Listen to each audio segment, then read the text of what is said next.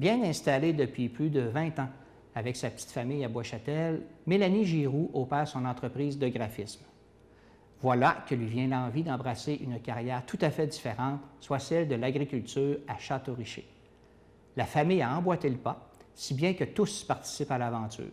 Entrevue avec la copropriétaire des Jardins du Petit-Pré, Mélanie Giroux. Bien, c'est beaucoup de choses, mais je dirais en premier les poules.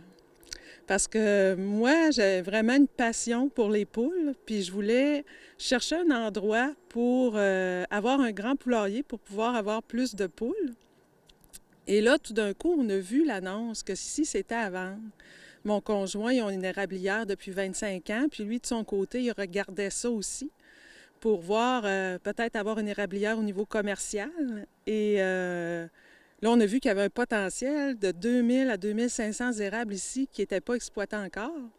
Fait qu'on a regardé tout ça et là, ça a comme fait, bien là, on aurait tout. Tout est là en place, la grange est là, l'entreprise roule depuis des années, tout ça. Puis moi, en plus, je faisais mes semis à l'intérieur. J'avais un terrain de 30 000 pieds carrés où je m'occupais de toutes mes fleurs annuelles et vivaces.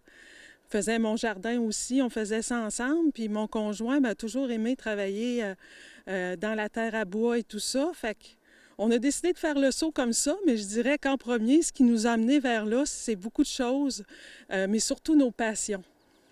Ce qui est particulier aussi, c'est que, puis vous l'avez encore, vous avez une entreprise de graphisme. Et donc, pour s'en venir à l'agriculture, il faut sûrement faire une adaptation. Oh oui, bien c'est sûr que déjà là, mon entreprise Évolution graphique qui existe depuis 20 ans, l'art fait toujours partie de moi sur plusieurs formes. Et pendant mes temps libres, bien, c'était mes autres passions qui rentraient en ligne de compte, comme je disais, m'occuper de mes poules, m'occuper de mes fleurs, faire mes semis, faire des incubations pour avoir des petits poussins et tout ça. Fait que là, maintenant, j'ai tout ça. Fait que ma vie, c'est pas un travail, c'est une histoire de passion. C'est toutes des passions. Il semble aussi que ce ne soit pas juste vous, votre conjoint, votre fils, tout le monde semble vraiment apprécier votre nouvelle vie. Oui, oui, oui. Bien, mon conjoint, il était rendu à un tournant de sa vie aussi. Il est machiniste de formation. Fait que pour lui, les tracteurs, les machines, tout ça, ça n'a pas de secret. Et voulait travailler dans un cadre plus sain. Il avait toujours son rêve d'érablière. Mon fils adore la nature. Oui, il joue un peu aux jeux vidéo et tout ça, mais il n'y a rien pour lui comme passer une journée dehors. Fait que lui, je le vois passer en 4 roues, il a le sourire dans le visage. Fait que pour moi, c'est ça ma paye.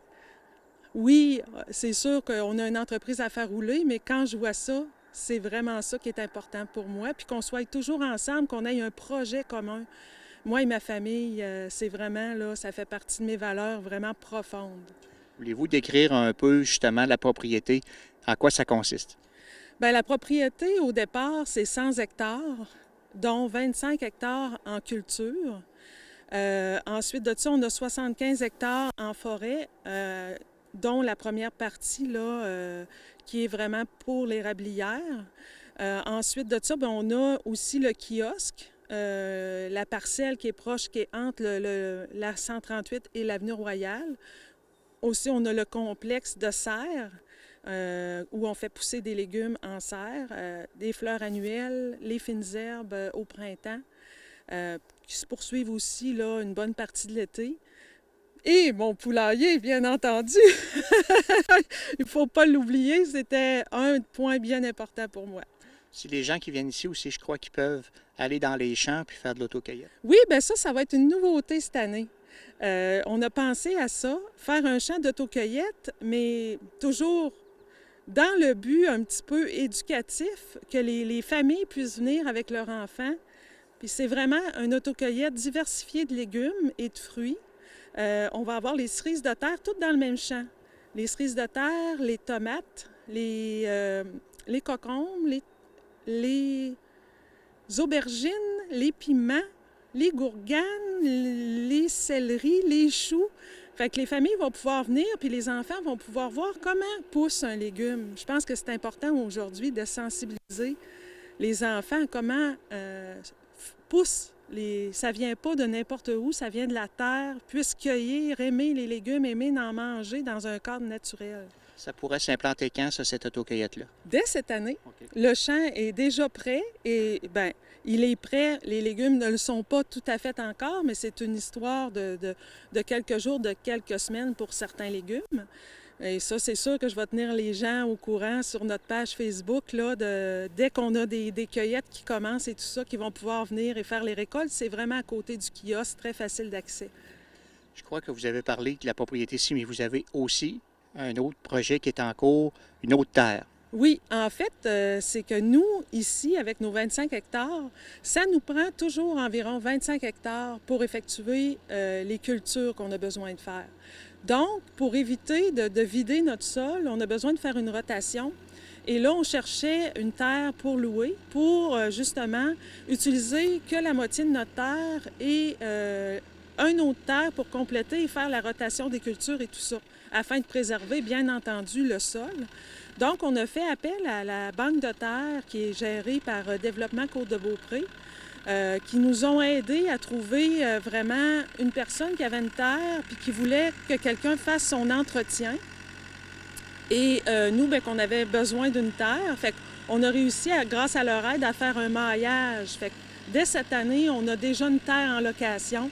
On a vraiment apprécié, là, ils nous ont beaucoup aidés à trouver une terre pour compléter, justement, puis s'assurer pour 5 ans de pouvoir faire notre rotation des sols. Parce que une autre chose que je n'ai pas dit tantôt, outre la passion, en achetant ici, puis pour moi, je ne peux pas parler pour mon conjoint ou mon fils, mais pour moi, la Côte-de-Beaupré, j'ai toujours resté sur la Côte-de-Beaupré. Fait que de pouvoir contribuer juste un petit peu au fait qu'il y a une ferme qui va continuer d'exister parce que les anciens propriétaires n'avaient pas de relève, bien, je suis contente de participer à ça puis de pouvoir dire je contribue à garder ça ici en nature, à préserver les richesses qu'on a sur la Côte-de-Beaupré.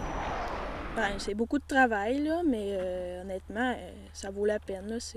C'est beaucoup de choses que normalement j'aurais pas pu faire puis que je peux réaliser maintenant. Okay. Quel genre de choses que tu fais? Bien, je peux...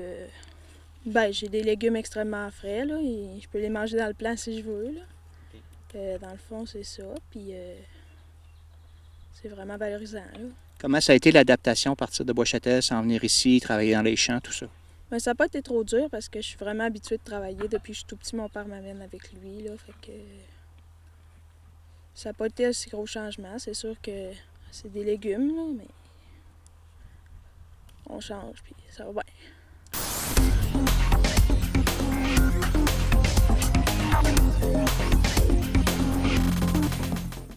Restez des nôtres.